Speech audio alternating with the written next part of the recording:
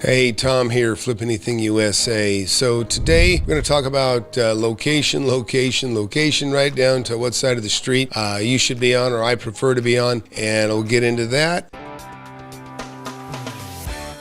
So look, I'm showing you a property here. We'll take a look at it. This is on LoopNet. Basically, this is a 6,500 square foot building, a good looking little retail center. This property, as nice as it is, it's got some real problems, and I'll tell you what those are. It's on the wrong side of the road. Good looking building, brick exterior, kind of a fake rock looking. It's got nice looking awnings, really fairly modern design. It's not that old of a building, but here's the kicker. This is a 6,500 square feet, 100% leased, and they want $2 million for it. Only has a 3.72 cap rate. So this thing only brings in $63,000. That is a terrible return on your money. And, I'm looking for 9% returns. In order for this just to even be a 6% return, they have to cut the thing in half to $1 million.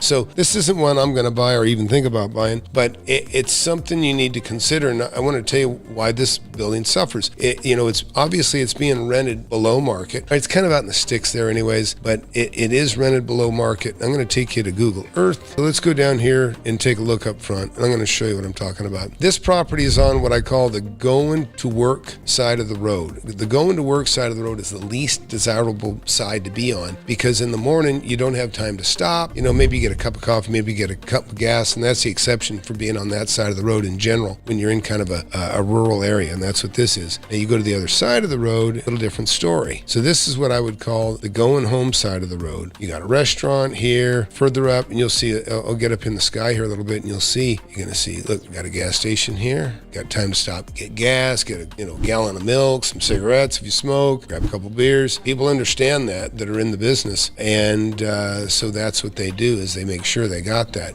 And there you go, got barbecue, you can get on the way home, again, let's get some more gas. Now let's look across the street. Now here you got a bar, not so critical that you be on one side of the road or the other for a bar. You got time to stop, you can stop. Again, on this side, this is a kind of a bit of a welfare office, as I remember. It's like a public office, so public agency. See out here, look at more vacants. This is the problem. And here's another problem for that building that I just showed you, is this is their competition. Even though their building's prettier, there's still available space, vacant space. All the way down, look at this. That's 3 little buildings that are vacant. That's the problem.